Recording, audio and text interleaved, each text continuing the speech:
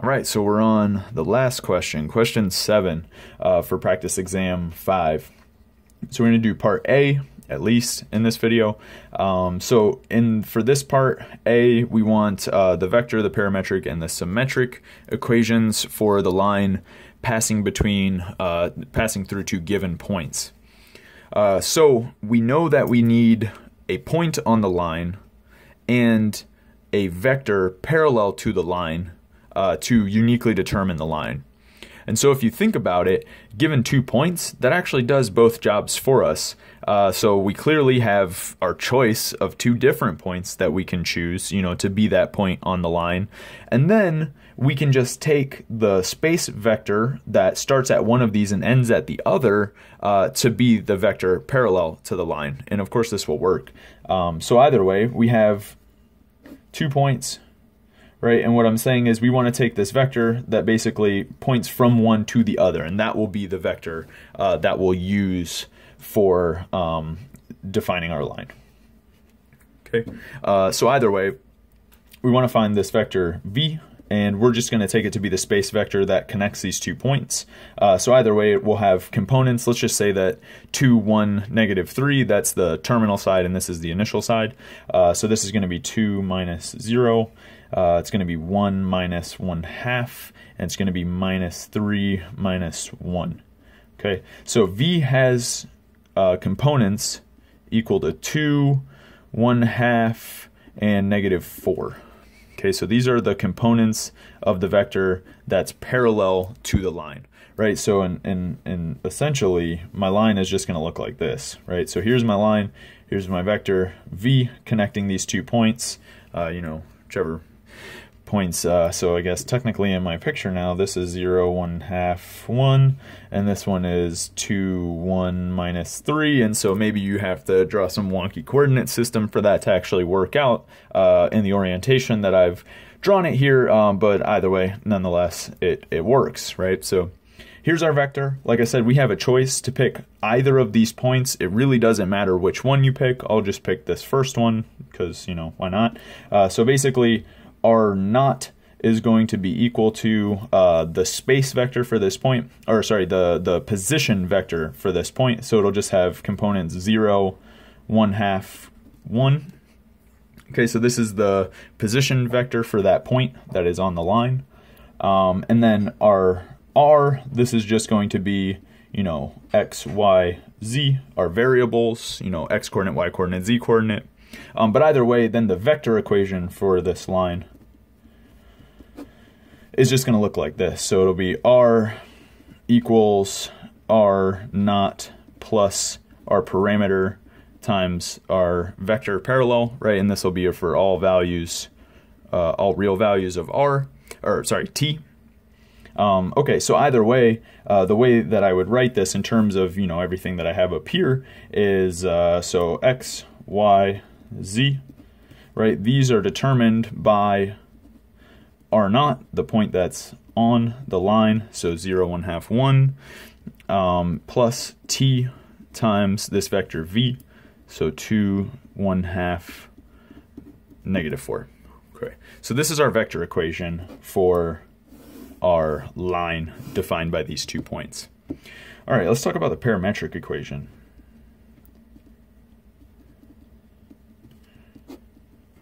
So once we have our vector equation, it's very simple to derive the parametric equations.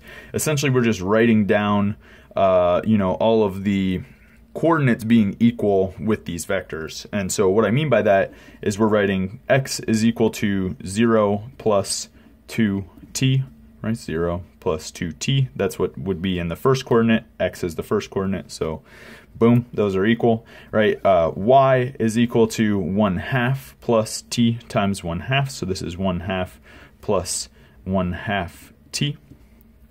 Okay, and then z is equal to just the third coordinate, so it'll be 1 plus t times negative 4, so this is 1 minus 4t, and again, t is running between all the real numbers. Okay, and so those are our parametric equations for this line.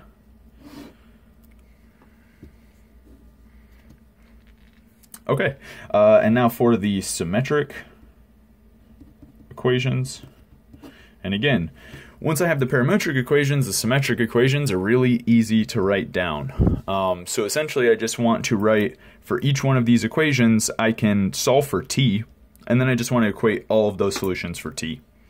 So from the first one, kind of like subtract 0, of course that does nothing, and then I'll divide by 2, right? So t is equal to x over 2 in that equation. I'm not going to write t here because I'm, in fact, eliminating the parameter. But either way, from the second equation, I'm going to subtract 1/2. I'll get y minus 1/2 on the left side, and then I'll divide by 1/2 to get t. So I have y minus 1/2 over 1/2. Okay, and those are both equal because, in fact, they're both just equal to the parameter t. And then for the third thing, for my third equation here, for z, to eliminate my parameter t, I'm going to subtract 1 and then divide by 4, right? So I'll do z minus 1 and then divide, well, in fact, by minus 4 to get t by itself, right? So I get t, and then, equal some expression in x, y, or z, depending on which equation I'm looking at. But all of these quantities are equal because they're all just equal to the parameter t. And so this is our collection of symmetric equations. All right, and that does it for part A. All right, so on to part B of question 7. We want to determine if these two lines, L1 and L2, given to us by these parametric equations, if they intersect. So for two lines to intersect, we want to see if they contain the same 2 points, right? I mean, we can expect there might be one intersection point, so we want to see if x, y, z match up at any particular value of t and s separately for these two lines. So essentially what we're looking for is some value of t and some value of s that make the x, y, z coordinates for the first line and the x, y, z coordinates for the second line equal. So we'll show that it actually does not happen in this case. But to go ahead and try and find these values of t and s in general, what you're going to do is I have two equations for the x coordinate, one in terms of t, one in terms of s. So I'll go ahead and make those equal to each other, right? I'm going to need the x coordinates to match up at some value of t and s. So I just set those two coordinates equal to each other. Same thing with the y coordinates, and then we'll deal with the z coordinate in a second. So we have two equations that we'll write down. So minus 2 plus 3t equals 3 plus s. So I have two equations relating t and s, right? Two linear equations with two variables. So there would be a solution, one value of t, one value of s. So either way, let's write that t is equal to 2s minus 1. I'll just do substitution in this case. I won't do elimination. I'll just do substitution. Okay, but either way, so I'm going to substitute t equals 2 minus s, 2s minus 1. In fact, t equals 2s minus 1, right? Exactly like I wrote it. I'm going to substitute this into this equation and then solve for s. I'll then be able to get a value of t and then see what happens with the z coordinate. Okay, so for the x coordinates to be equal, so this is like from the x coordinates, right? I need this to be the case, right? This relationship between t and s. Okay, so using that relationship, I'll deal with the y coordinates from the two lines. Okay, so I plug in minus 2, 3. I'm writing t as 2s minus 1, right? So let's simplify that first. So this is going to be minus 2 plus 6s minus 3. So in fact, this is minus 5 plus 6s. Okay, either way, I know this is equal to 3 plus s, so I have minus 5 plus 6s equals 3 plus s. I want to solve for s. So the way that I solve for s is, well, I subtract s from both sides, add 5 to both sides. So I have 5s on the left, and I have 8 on the right. Okay, but either way, this gives me s has to equal 8 over 5. So if we ever want the y coordinate and x coordinate at least to be the same, s has to equal 8 over 5. Okay, well, if that's the case, then I can say what value t will have to have. It'll have to be 2 times 8 over 5 minus 1, right? But this is 16 over 5 minus 5 over 5. So this is t equals 16 minus 5, so 11 over 5. Okay, so the only possible way for x and y to both be equal to one another is to have t equal to 11 over 5 and s equal to 8 over 5. So let's see what happens with the z coordinates now, because we've only made sure that x and y coincide. So for the z coordinates, let's plug in, we got 4 minus 11 over 5. So this is 20 minus 11 over 5, so this is 9 over 5. Let's see if we get the same value on the second line. So this is from L1, right? For L2, our z coordinate is going to be minus 3 plus 4 s, but here s we're taking to be 8 over 5 because we want x and y to be equal. And let's see what this comes out to. So this is going to be minus 15 plus 32 over 5, which unfortunately equals 17 over 5, which is not equal to 9 over 5. And so essentially what we just showed is for the x and y coordinates to be equal, the z coordinate can't be equal. And so in fact you can go and show for the x and z coordinates to be equal, we can't have y equal. For the y and z coordinates to be equal, we can't have x to be equal. So in fact there are no values of t and s that make all three of these coordinates equal simultaneously. So no L1 and L2 don't intersect.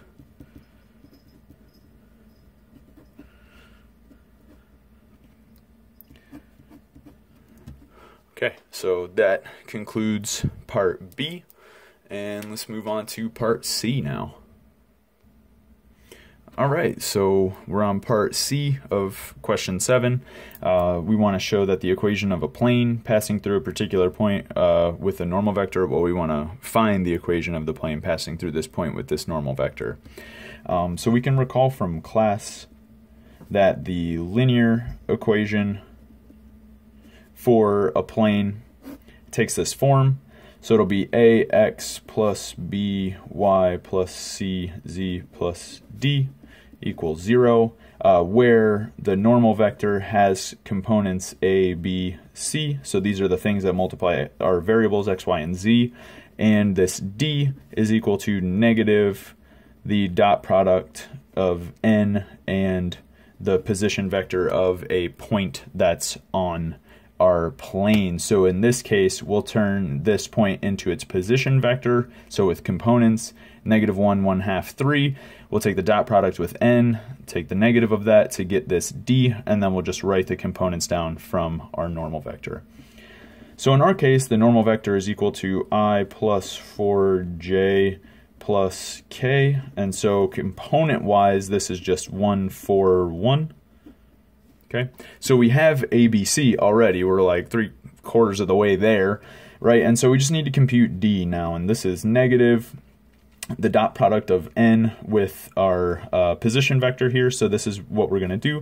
We're going to take n, this is 1, 4, 1, those are the components, and then dot that with the position vector for that point, so negative 1, 1/2, 3. So that's the dot product we want to compute. And so we get negative 1 times negative 1, so just negative 1, plus 4 times 1/2, so that's 2, plus 1 times 3, that's 3. So this gives us 3 minus 1 is 2, plus 2 is 4, and so this d is equal to negative 4. So the linear equation for our plane, and we could have chosen to do any equation, vector equation, scalar equation, or linear equation, and I just chose this linear equation because it's very easy to compute. But either way, it doesn't really matter so much. But what we end up with in the end is we have x, right, times the first component is 1, right? B is going to be equal to 4, so we got 4y. C is equal to 1 as well, so we just have z, and then minus 4 is equal to 0. And this is our linear equation for our plane. And that is the end of the practice exam problems. All right, hope you enjoyed.